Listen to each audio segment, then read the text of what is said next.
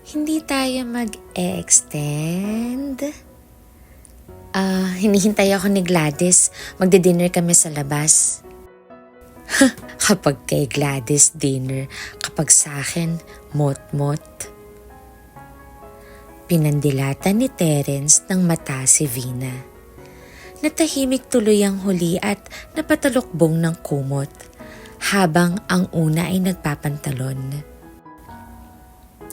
Kalahating taon na silang ganito, palihim na nagtatagpo upang tugunan ang pangangailangan ng isa't isa. Subalit, nahuhulog na si Vina. Nais niyang maging pang dinner date na hindi lang pang mot-mot. Pero hindi yun pwede. Una na ako, Happy Valentine's. Naiwang mag-isa sa motel si Vina. Tulala. Maya-maya'y may tumawag sa cellphone niya. Oo na, pauwi na ako. Sagot niya sa kanyang asawa.